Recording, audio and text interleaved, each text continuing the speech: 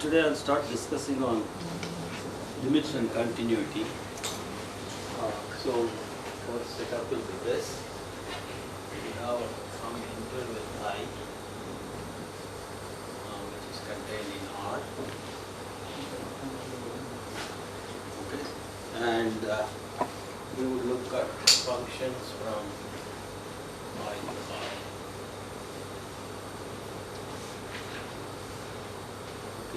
Now that I deliberately did not write whether it is closed, half closed, open, it could be anything. Let us start with first interval. Any interval could be the whole of real line also. So the domain of the function is some interval in the real line. Half closed, half open, it could be anything. And it's a real valued function. The values taken by the function are real. So we are going to look at such functions. Now, suppose Sn is a sequence of points in I. Okay. And therefore Fsn is well defined.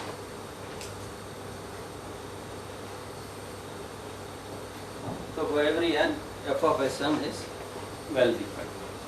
Suppose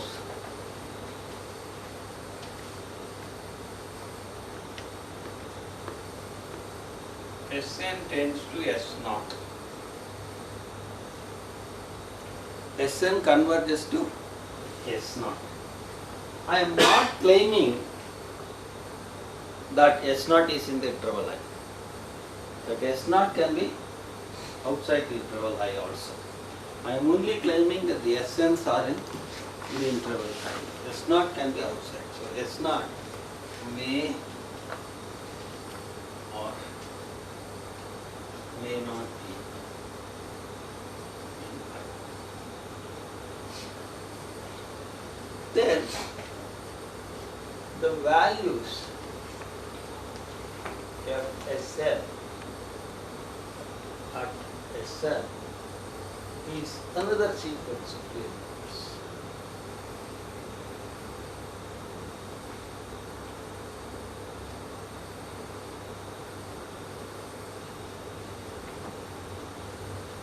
Okay. Now we ask whether this sequence converges, the value sequence converges. Suppose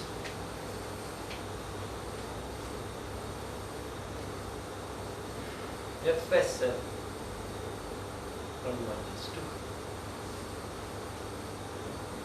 the limit, say F.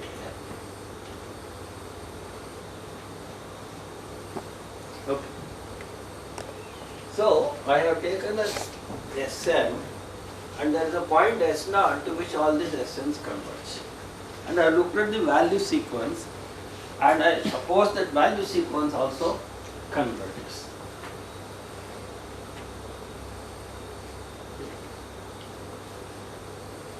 Now, suppose this happens for every such sequence that converges to S0.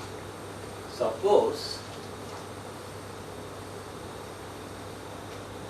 for every such sequence Sn belonging to I converging to S0,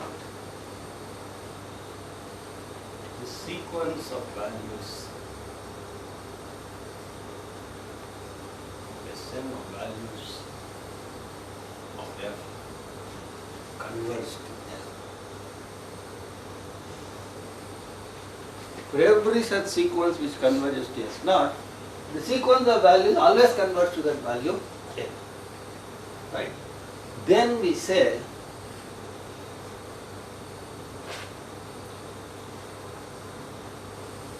limit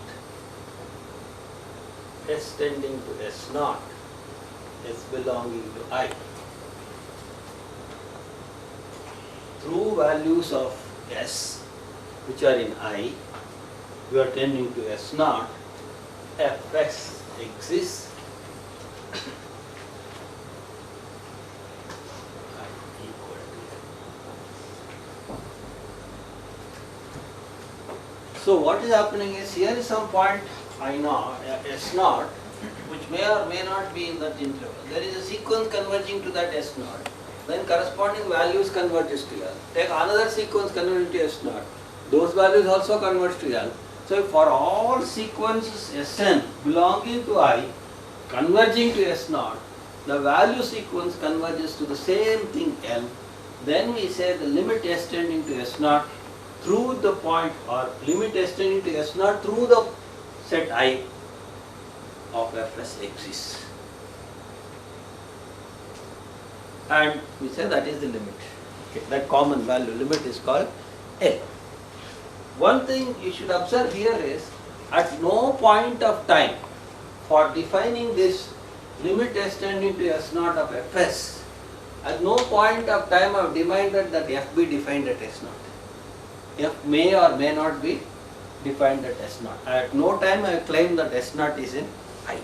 So limit S tending to S naught of Fs can be defined even if S naught were not in I or in I. It doesn't matter. It's irrelevant whether S naught is in I or not. We can always define this limit. This is what we put in epsilon delta definitions in another form, which is the equivalent form. Or we say alternate definition.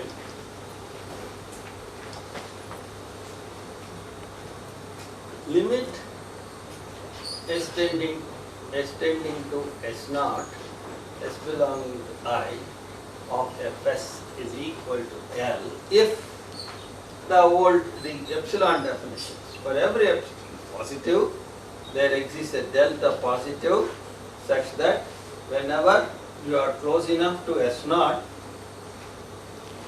the values are close enough to L. The values of the function can be made close enough to the limit L, provided these points are close enough to S naught. That's another way of saying. In fact, it is necessary to show that this definition and that definition are the same. Okay? Both these definitions, okay. I'll write here. See whether both these definitions are equal.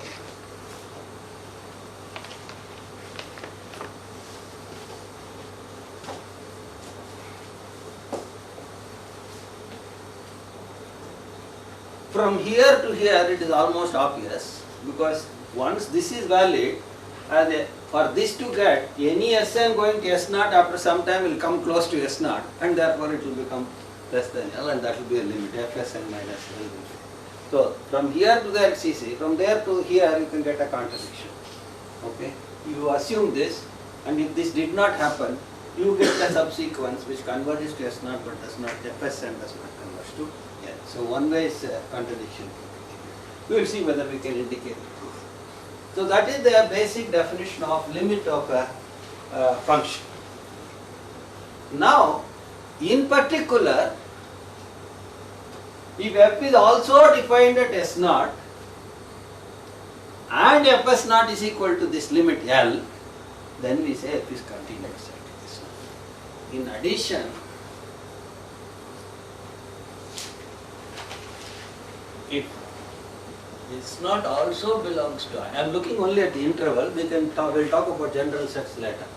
If S naught belongs to I and limit S tending to S naught, now everything is in I of Fs is equal to Fs naught, that is this L becomes Fs naught, then we say f is continuous at S naught.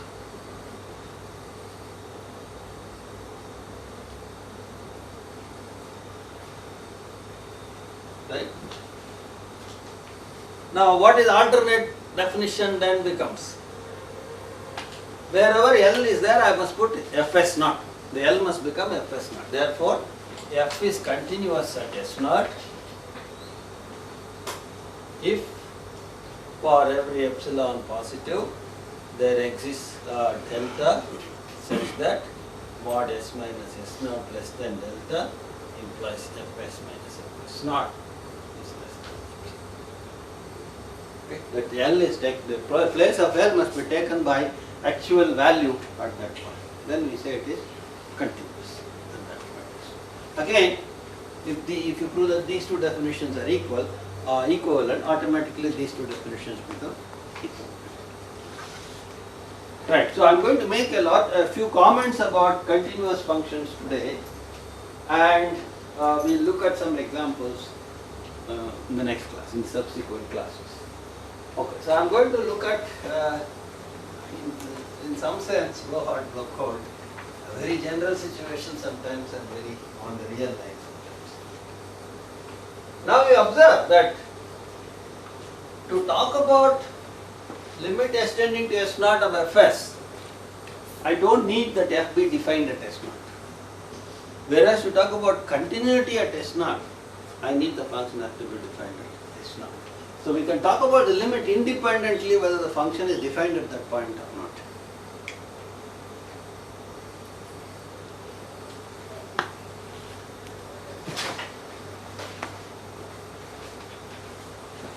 Right. So now I'm going to look at, already I've seen one equivalence definition. If you take this as the definition, then this becomes an alternate definition. Okay. So we can say that one is equal to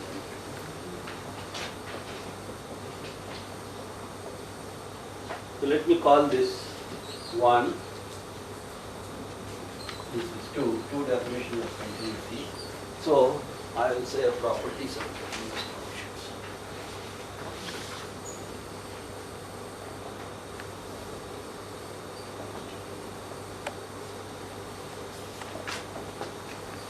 Take the first one. One of these definitions we can take. Either you can approach them to all possible limits going to S naught, all possible sequences approaching S naught, or in a continuum sense at one stroke. Now, the same definition I look at in different ways, which will be useful a little later. Now, therefore, the second property, I will first do that and list the property there. So, I will, for convenience, I draw this picture because that says that there are extensions of this possible, instead of writing the interval. This proofs will suggest that there are automatic generalizations of this. So this is my set I, this is the function, this is R. So I have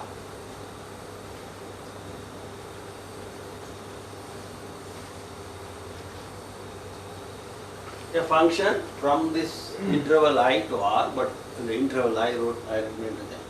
Take any point I or whatever, psi in this interval. So let psi be.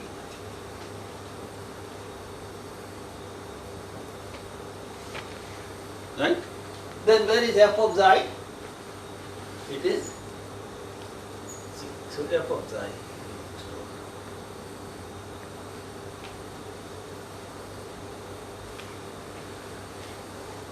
Now, you see, the way I am going to write this, this says immediately it's a generalization in metric spaces, linear spaces, everywhere this generalization will be automatic. Supposing I take a subset which contains fz and I will call it OFZ. O stands for open set. Suppose I have an open set which contains fz. So let OZ, now I am doing everything on this side. Let OFZ be an open set in R that contains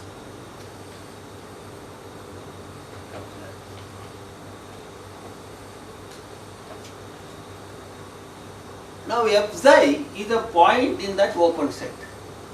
We know that in an open set every point is an interior point and therefore there is a ball around it or an interval. In the real case we will say interval, in the metric space case we will see a ball. So what happens is, therefore there exists epsilon positive such that f psi minus epsilon, f psi plus epsilon is contained in this mode epsilon. Because f psi is the point of that open set O f psi. So the moment the point is in open set, it's an interior point and therefore there is an interval that contains it. Right. Now that is so. Now back to our continuity definition.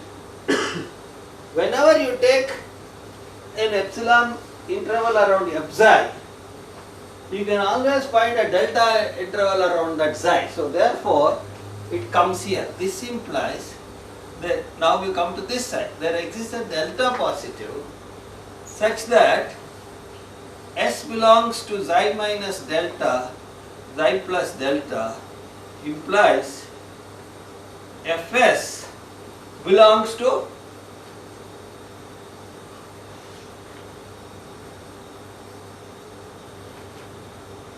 I'm taking F is continuous inside.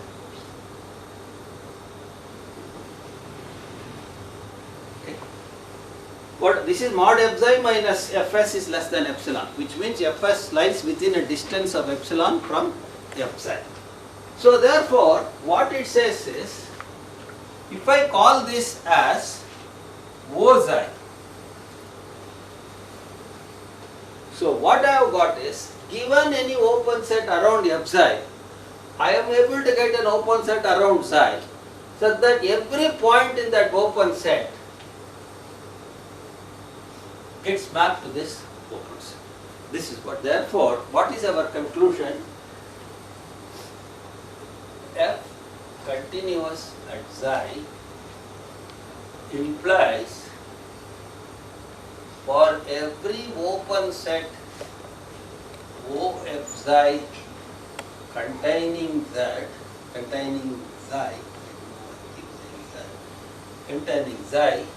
there exists an open set O psi containing psi such that f of s belongs to O psi implies Fs belongs to psi.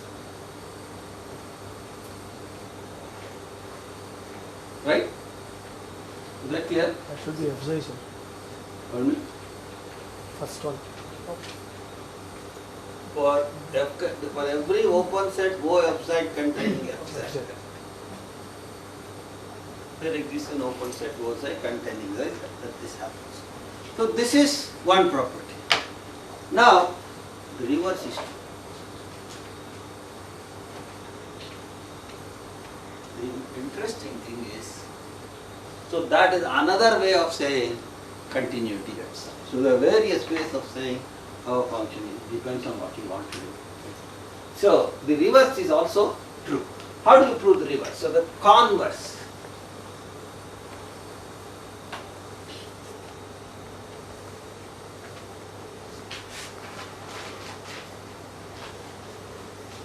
Conversely,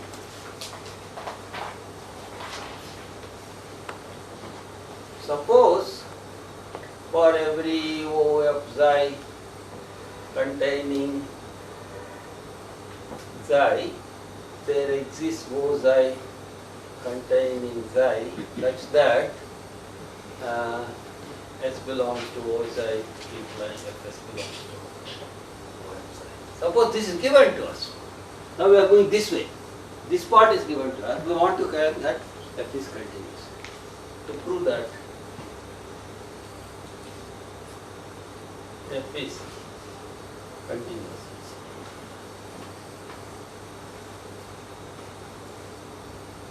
I am doing this proof because at least the early stages, this epsilon deltas in the open sets must become clear. Okay. Afterwards we will speed up. Okay. So again, to prove something is continuous xi, we have a definition. We have to only fall back on the definition. So therefore, to prove that for every epsilon positive, there exists a delta positive such that mod psi s minus xi less than delta implies mod fs minus f xi is less than epsilon. Assuming of course we are taking all the s's are in I. Okay. Right, that's fairly obvious because if we take, you now look at OF xi to be equal to f xi minus epsilon f xi plus epsilon. So given epsilon, so take any epsilon positive, look at this set. This is an open set, any open interval is an open set and it contains f xi. So E is an open set containing f xi. Therefore, by our hypothesis, there exists an open set O xi containing xi such that S belongs to O xi implies Fs belongs to O. Okay, this is by the given hypothesis. The moment you start with an open set surrounding f xi, we are given that there must be a corresponding open set surrounding xi. They get mapped to this. Right. Now, because O xi is an open set and xi belongs to this, now I apply the interior point thing on that side.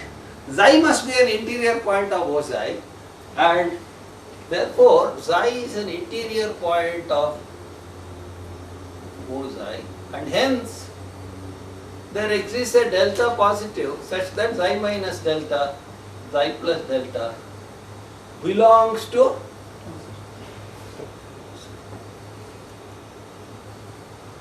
right. Therefore, S belongs to xi minus delta, xi plus delta implies f of s must belong to where? Because S belongs here, it belongs to O xi, but the moment it belongs to O xi, it must belong to O f xi. Now what does this really state? It says, that is, if the distance between xi and S is less than delta, then the distance between f xi and fs is less than epsilon. That's precisely what we want for continuity. Okay. So given an epsilon, we can find a delta that is therefore f is continuous. So you can look at continuity as limit of sequences. In terms of limits of sequences, you can look at continuity as a continuum limit, I mean for every subsequent is happening. Then you can look at this purely in a geometrical sort of what does it do to certain open sets. Okay, you purely topologically. Actually continuity is a topological property. It is basically, therefore it has something to do with open sets. If you want continuity here, look at this image. Whenever you have an open set around it, there must be an open set around this such that this gets mapped to this. The definition we have taken is this to be an epsilon interval and correspondingly a delta interval. But we have extracted it to this special case of, because after all open sets are eventually built by intervals. That has not yet done. I think the window of the But so this is another way of looking at continuity at a point, either through sequences or through that epsilon delta definition or through the image of pre-images of open sets. Right. That is the next point. Now,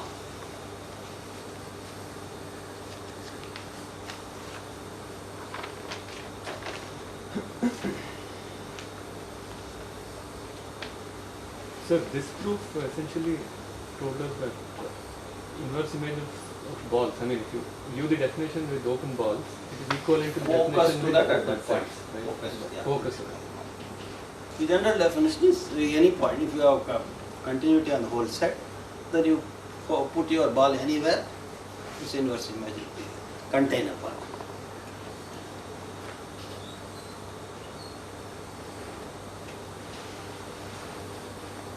Right, okay. So we this and then look at something different.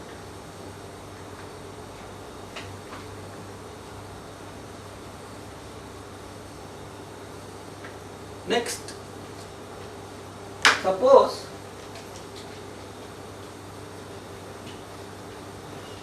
F mapping I to R is such that F is continuous at every that belongs I, then just we say F is continuous on I. Okay. If it is continuous at every point on I, so we in I, we simply say F is continuous now only in or in second. Now in this case, what really happens is the following. Again, I will stress this point again and write this definition, an equivalent definition. Suppose, so again I will draw a picture so that you immediately see that questions about these balls and this thing, in metric space. You can replace this by one metric space and this by another metric space and carry out this proof. But you can replace that by a topological space and this by a topological space and carry out the proof. But we will stick to metric spaces. So, I have this map. F mapping I to R. Now what I am going to do is take a set X here, okay? For any X, because we recall the definition when we did the general definitions of functions of we have, how do you define the inverse image of a set? It is simply all those points here go and fall in that target. So it is the set of all those points S in I such that Fs belongs to, that's our definition. This is only definition, there is nothing new. So this is definition. In particular, suppose X is an open set.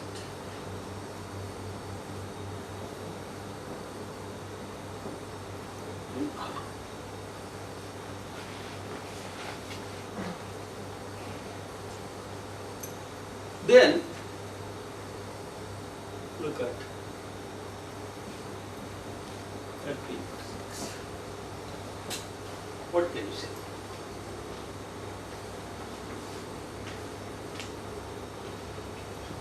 Claim,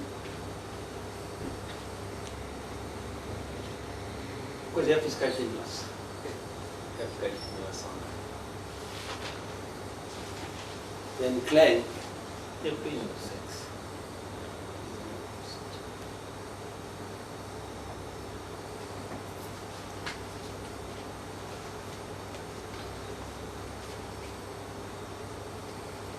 What do we say that is an open set?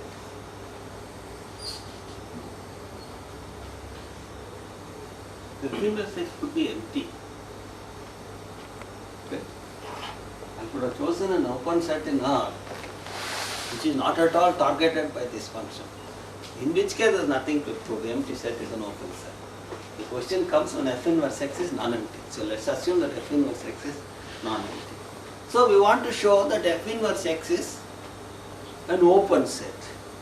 So in order to show that something is an open set, we must show that every point is an interior point.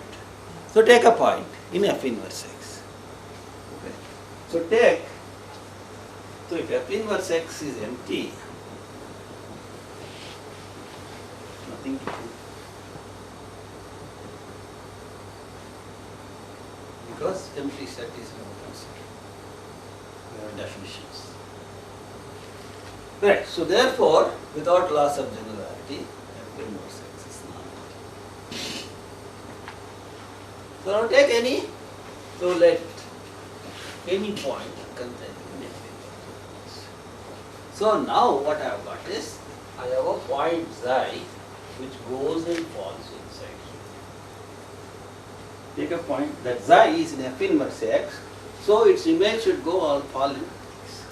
So now where is F xi?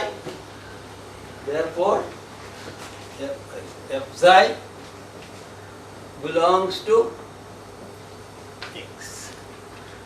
Now what? Xi is the interior. All those garbage now. X is an open set containing F xi. If X is an open set containing an F xi, there must be an open set containing this, whose image falls in it, and in particular there must be an interval containing this which falls in this, and therefore. So that now, from now, now clear from 2. What is the property 2 now? I'll just write it. The rest of it is put. So therefore, if the function is continuous on I, then the inverse image of an open set is an open set. So therefore, let's write that third property. If F mapping I to R is continuous on I, then for every X, every open X, open set X in R, F inverse of X is open set here on the other side. Okay, and the converse is also true again.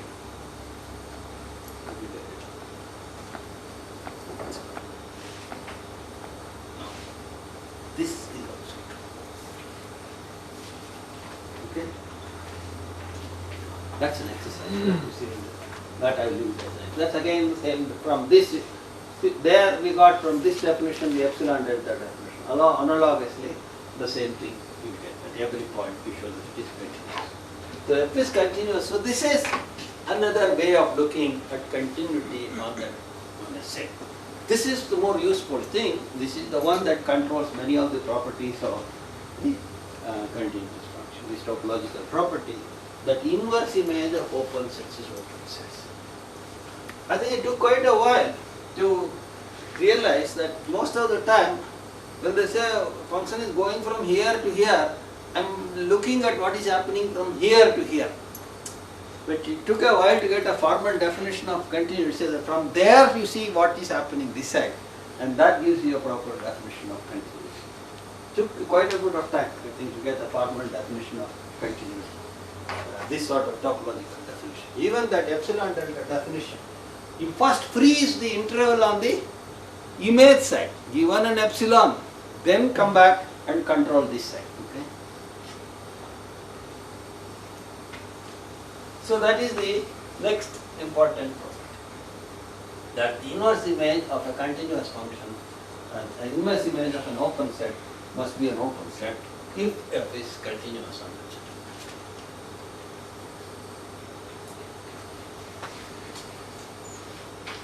That it was continuous at every point was crucial to make it open. Yes, of course. Otherwise it was only locally that the first property. The first property, I didn't say take any open set. I said concentrate on open set around Fz only because that's all the information. Now we said because I can take any Fz, go and take any open set. Sir, this basic doubt, sir. Yes. If the null set is open and Rn is also open, Yes, yes. but one is the complement of the other, right? Yes. But that's not a. No. It can be both open and closed. And in fact, that leads to more questions. What are the types of topological spaces in which the null set and the whole space are the only open and closed sets? This leads to notions of connected with connectivity and things like that. Okay. So right now, the real line is connected. That's why this happens. Now you may ask the other way. I know that phi is empty set is both open and closed. I know that the real line is both open and closed. Are there other things which are both open and closed? And the answer is not no in this case, because R is connected. Okay. But there are topological spaces in which there could be many sets which are both open and closed. But right now we are dealing only with the real line. After some time we will push to the general cases. Okay. Now as we go on, we will see that there are a number of sets, some important sets.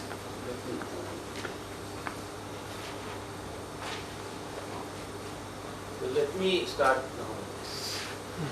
Suppose F something into R. I will not make any hypothesis about continuity. Sir, it may not be true that suppose at a point, Yeah. you have continuity at a point, Yeah. then the inverse image of an open set around the point Need need not not be be open. open. Need not. No, not at all. Sometimes your only hope was take an open set around Fxi and then go back and you will get an open set there whose image is this.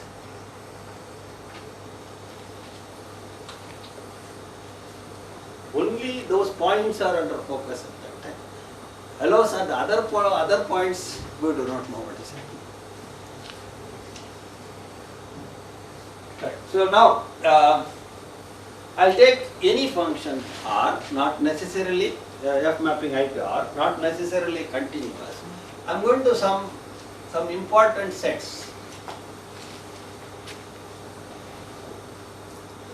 associated with such an F. We'll go on, we'll see many times coming again and again, such sets.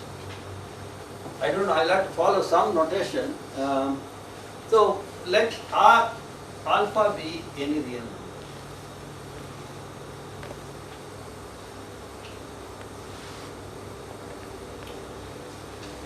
What notation I use now? Okay.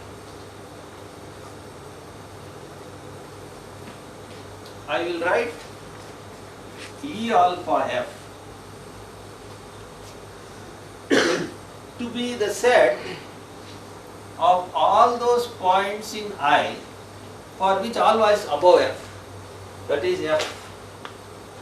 F psi is less than alpha. So that's a notation which I just know thought of. So alpha is above F. The values of F are always below alpha. Then, therefore, this notation is clear.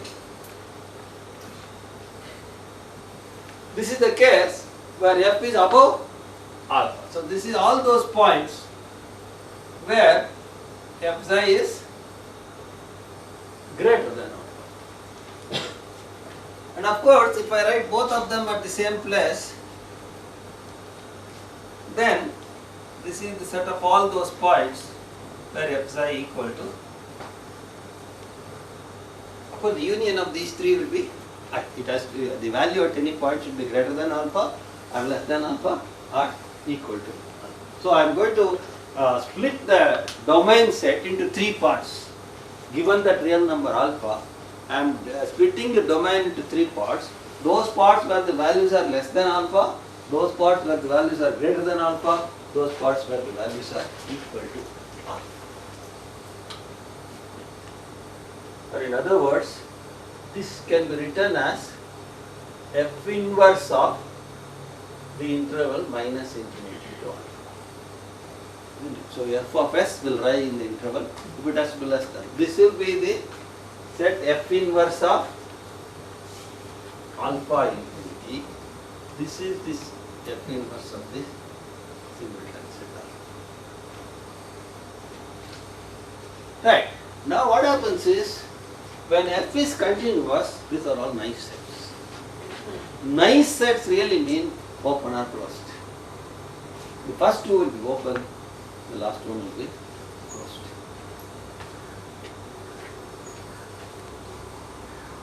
Right, okay. So now, claim if F is continuous on I, suppose select F be continuous on I.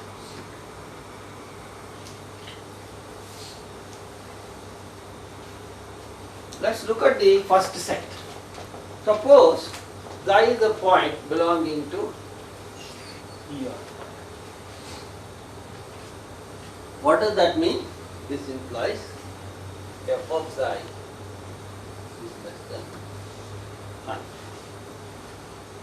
Now, f is continuous at xi.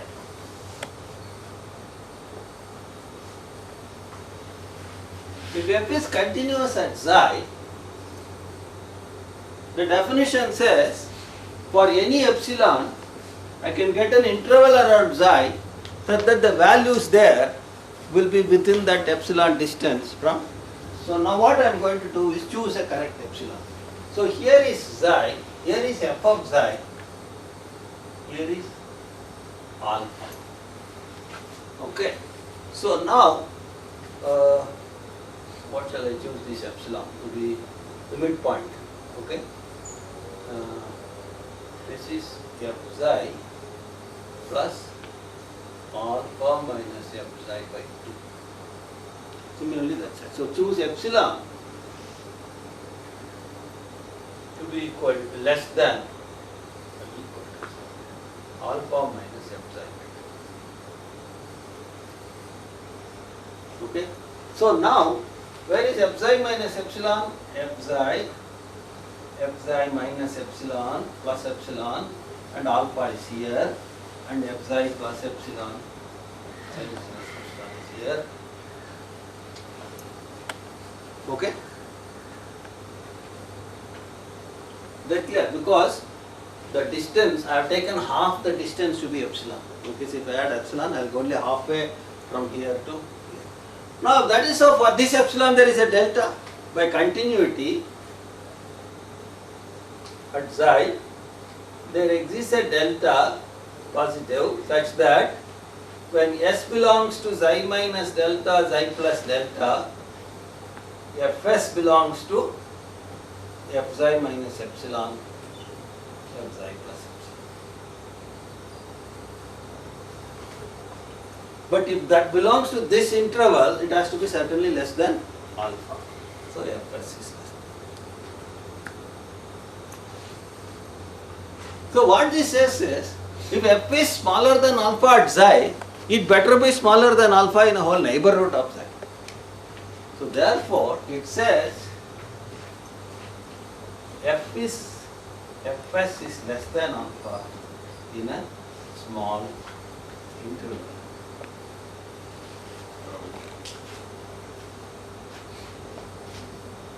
Which means this interval, this entire interval belongs to here. Every point here, f of s is less than alpha, so that belongs to this. So what it says is, if xi belongs to E alpha f, the whole interval of xi belongs to E alpha f, that means xi is an interior point of E alpha f. So which implies xi is an interior point.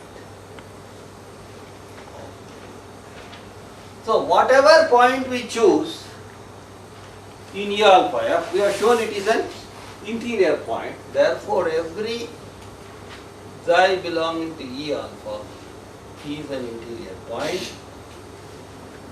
which implies E alpha f is an open set.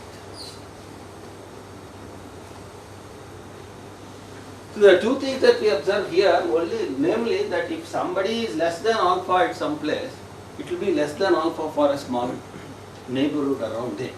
You cannot suddenly jump to alpha. Okay. So in particular, for example, if you choose alpha to be less than 0, alpha to be 0, all it says is if a function is continuous and less negative at a point, then around some distance around that point on either side, it maintains its sign again and again. And similarly, the other way around. This will also be open. All you have to do is take the function minus f and work with it. Other cheating, you can apply the same result. Okay. E similarly, E alpha f is an open set.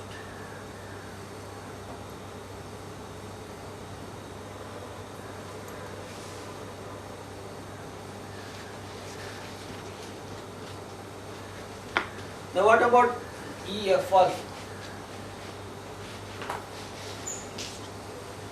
Suppose It could be closed or open. it could be closed or open. Now, if you want to show it is closed, what should we do? Complement is O. Its complement is O. Or you can show that every limit point is there. Right? So therefore, suppose there is a limit point.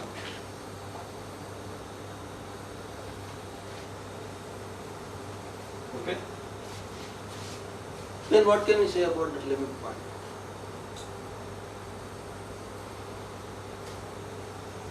If xi belongs to En this, and suppose you take a limit point of this set, that means there is a sequence of points which are going to converge to that. Right? Now what is the value at all those points? Yes? All alpha. All of them will be equal to alpha because they all belong to F. So what will be the limit? It will also belongs to the same. Exactly. We have to assume that the limit point is also a part in the domain. Okay. Then it will be closed. So we will. So it's a close, relatively close set. That's what we really mean. Okay. So what we want to really say is, if you take a continuous function, you draw a flat line. Whenever take all those points where it crosses that line, those points will give you a closed set. Okay, that's particularly the zeros of a continuous function from a closed set. Okay. So we have got these three important sets. We will keep coming back to these three sets. So I should say relatively close set, but let's. So next.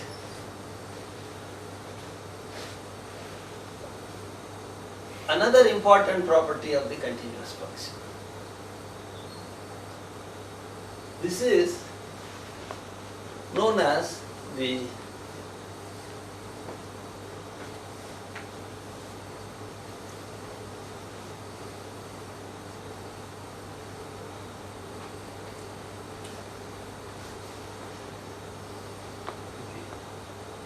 heading towards.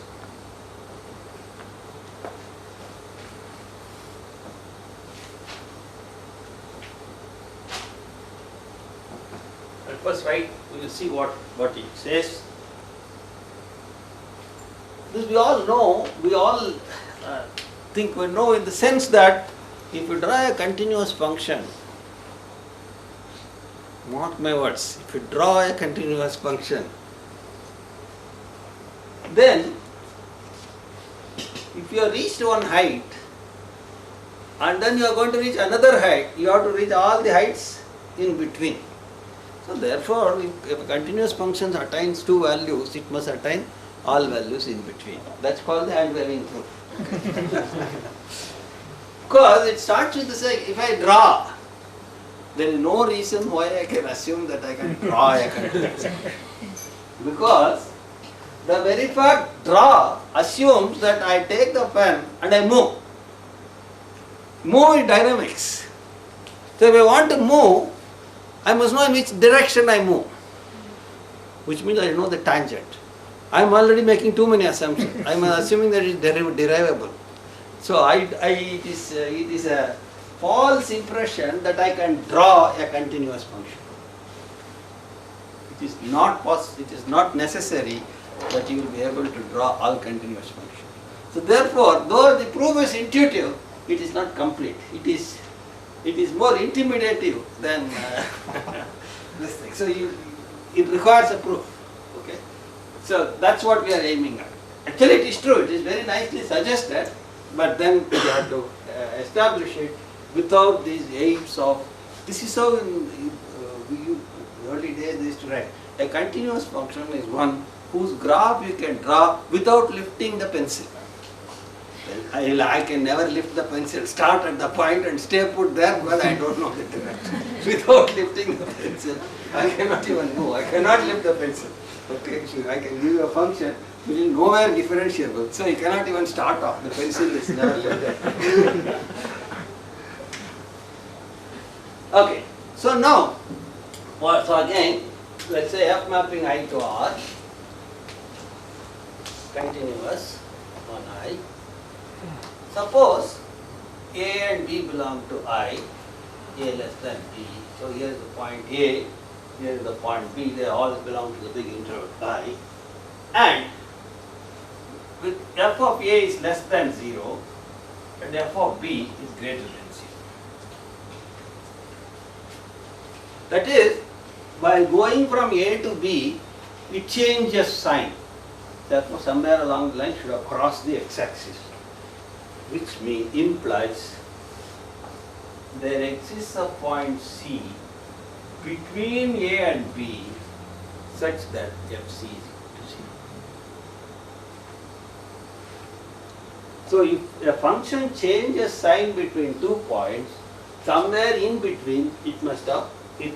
In fact, this is one of the tricks that we use to find the roots of continuous functions numerically. Okay, check randomly this point and that point. If you are lucky, then the signs are different. Then take the midpoint, compare these two or compare these two. When hit the 0, you are lucky. Otherwise, again, like this. This is the starting point, the so-called bisection method for finding the roots of a continuous function. So, don't try to do it for a discontinuous function. You'll be in trouble. So, if a function is continuous and if it changes sign between 2 points, it must hit 0 at some point. How do you prove this? Because all this while we are talking about drawing the picture.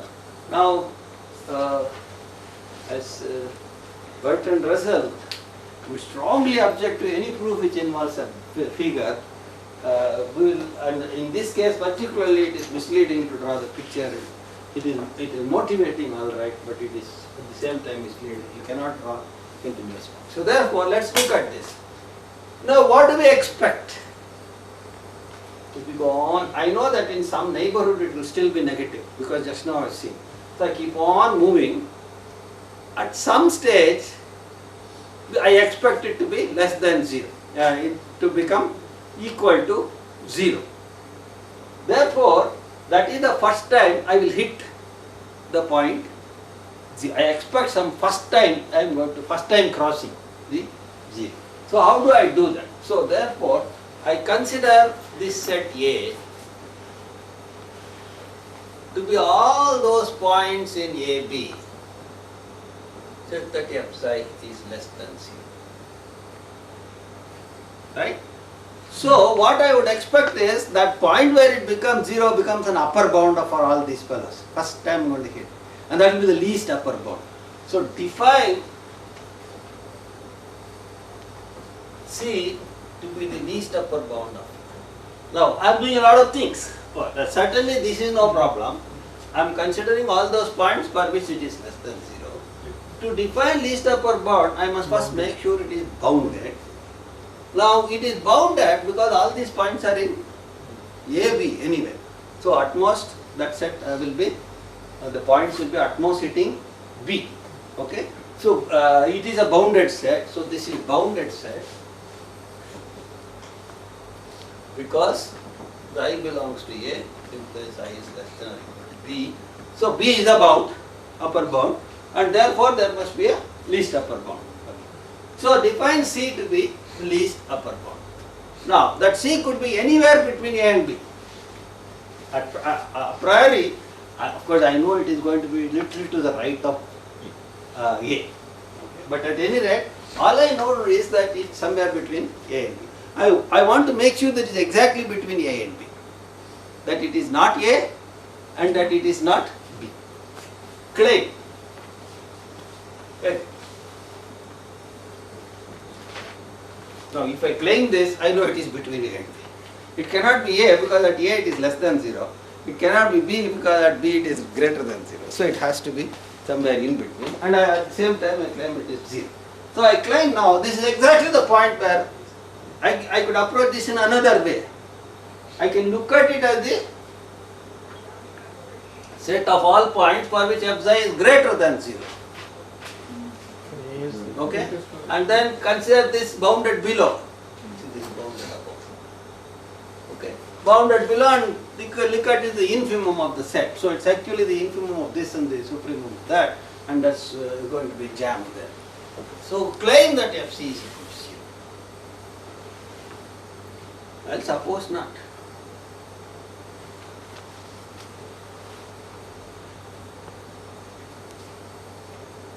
then either Fc is less than 0 or Fc is, if it's not 0, law of trichotomy says if a real number is not 0, it has to be either positive or negative.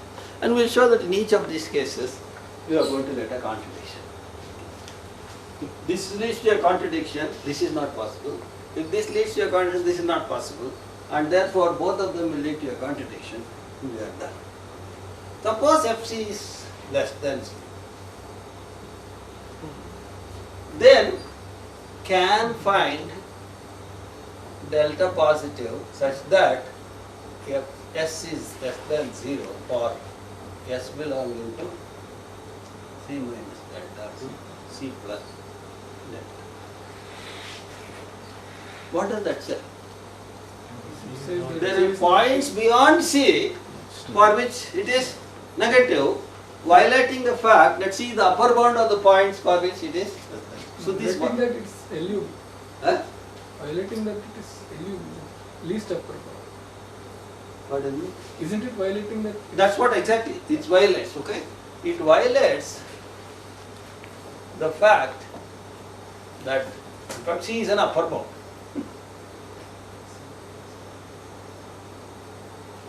For A. Because there are points beyond C for which it is still negative. Okay. So C cannot be an upper bound for these points. So therefore a contradiction. Now what happens in this case? Again there exists a delta positive such that S belongs to C minus delta C plus delta implies f of C is positive. Now what does that say?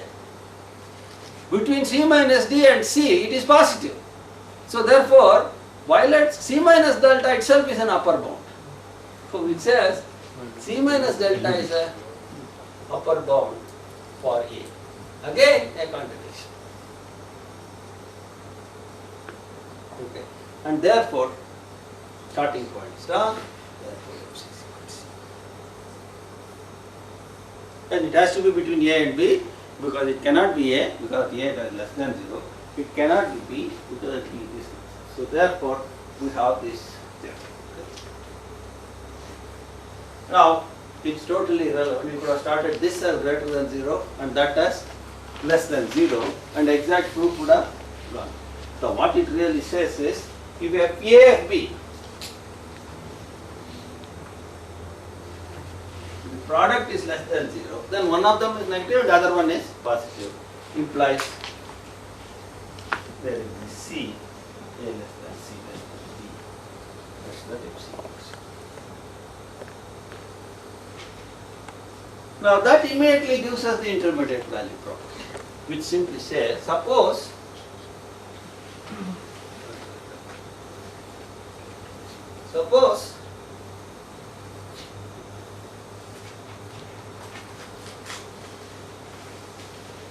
again F mapping I to R continuous, A less than B belonging to I, then Fa is equal to alpha, Fb is equal to beta, without loss of generality alpha less than beta. Otherwise you switch the case and do the same thing again. Now suppose you take a point gamma between alpha and beta, then look at Fx to be equal to Fx minus 1. Fx minus gamma. Then you see that F alpha is alpha minus gamma is negative, Fa is negative because it's F alpha minus gamma, F of A is alpha, so alpha minus gamma, and similarly Fb is Fb minus gamma, which is beta minus gamma positive, and therefore there exists a C, A less than C. Of course, F is continuous, and therefore such that Fc equal to 0, that is Fx equal to C equal to gamma. What it really says is if a function continuous on an interval attains two values, it attains all values in between. That's what we said. You cannot draw without jumping. Okay. That is called the intermediate value property. If it attains two values, it attains all values in between. Now what makes is that image has to be an interval, because either a point, it's a constant function. If we take two values, it has to take all values in between. If we take another new value, it takes all values in between. So there is no gap. So what it says is the image of a continuous function of an interval must always be an interval. So this is what is told in the topological language, that a continuous function maps a connected set to a connected set. The connected sets on the real line are intervals. Anything other than this not connected. Sir, the connecting property you're using there is that the two bounds are the same thing, right? Is it again? I mean, we said connectedness. Yeah, I am using that word loosely. I mean, these are, if we are familiar with that, otherwise we'll come back. This is what is generalized into that statement. We'll look at it a little later stage. Connected in the real line is a chaos. There's only, only one thing. Namely, if you have two, if your set is said to be connected on the real line. If there are 2 points on that line, everything in between is, or you can join those 2 points without leaving that set. That's all. That therefore it has to be an interval. Common sense tells us. But topologically it has to be defined a little more carefully. This is part connected. There are other things. These are what. Right. Okay. So that is the intermediate value property. Now another property I am going to look at. Little more in a general sense only. Then we can summarize all and put it in some. This we should be using. Now suppose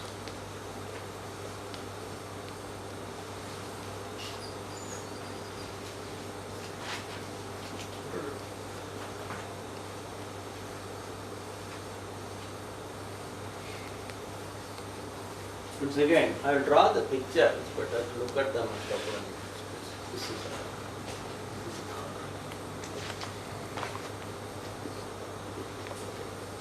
continuous.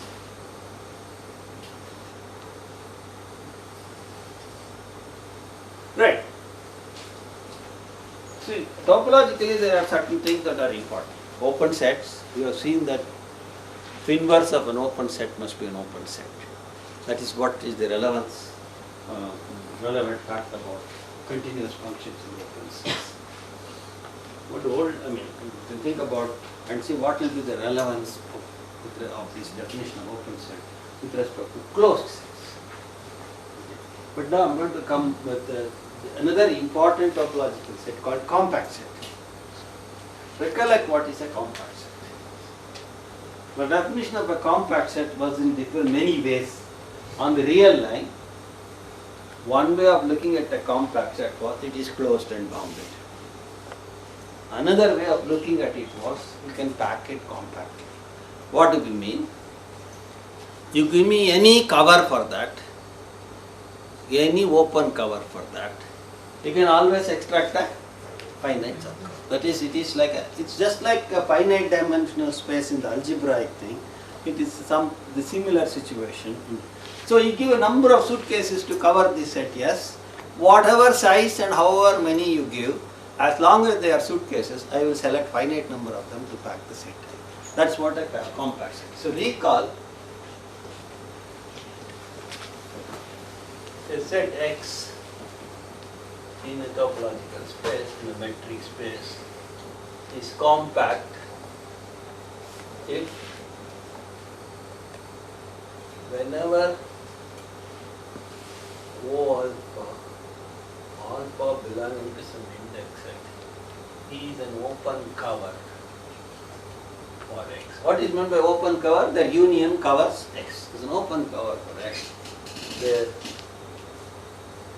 is a subcollection, finite subcollection, O alpha 1, O alpha 2, O alpha n, that covers. In the real line, the This is another way of looking at it, the set is closed and bounded. Whenever the set is closed and bounded, it will be compact, and whenever it is compact, it will be, in this definition, it will be also closed and bounded. So, closed and bounded implies this definition, and this definition implies closed and bounded, not only in R, but all in finite dimension, all in all our Rn spaces. Right. So now what I am going to do is, I am going to take a compact set here. Okay. If this is continuous, so let X be a compact set.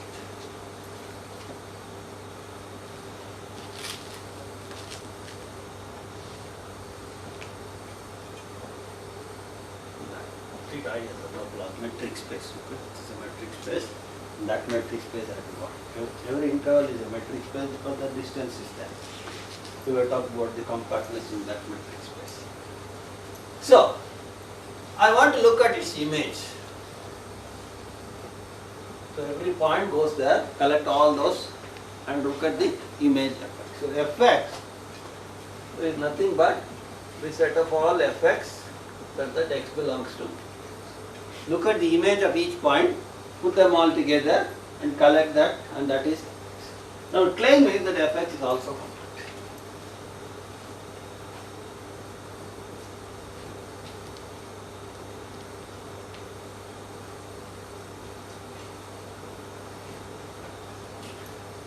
So what it says is it maps compact sets to compact sets. A continuous function will map compact sets to compact.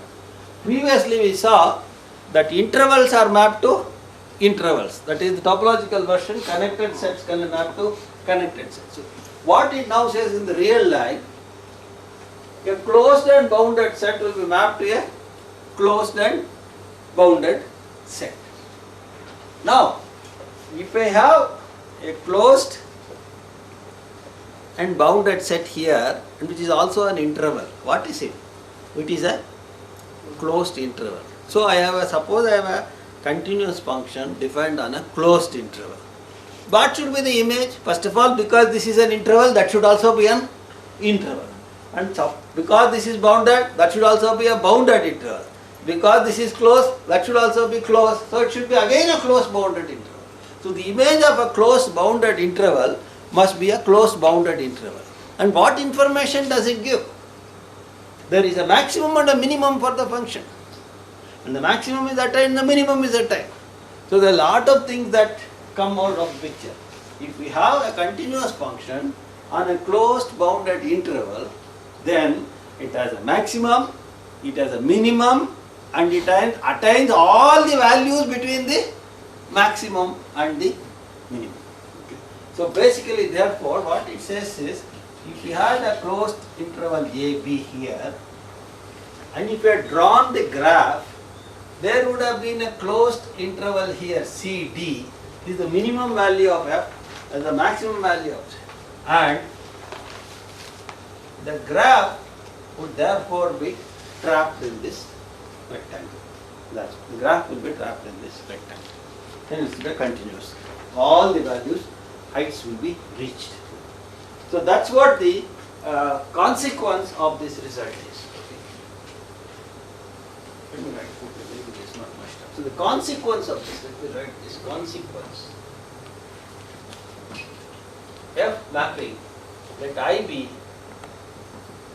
a closed bounded interval AB. F mapping A, B are continuous. Then the image of F, image of AB under F is also a closed bounded interval. This part comes from the compact result because it is a continuous function on a compact set and therefore the image must be compact. This part comes from the intermediate value property. Intervals, the image must be and all values in between must be taken. So this says fx1, f has a maximum m and minimum m.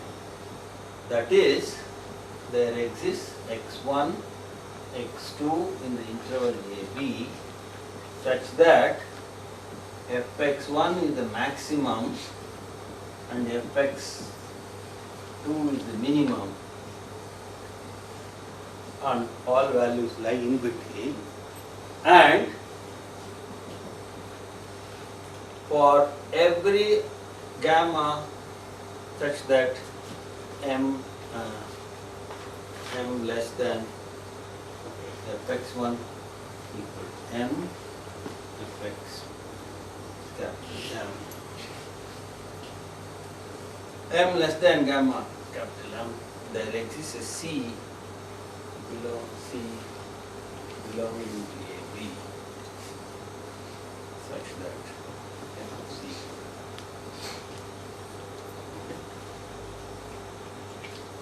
So that's the consequence of this result. This is the first optimization result in a sense, and a continuous function on a closed interval has optimum on either side, max as well as the min.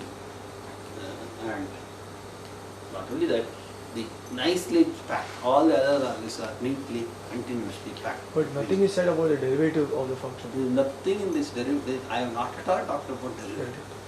So this is there is no. This is about absolute maximum and the absolute minimum.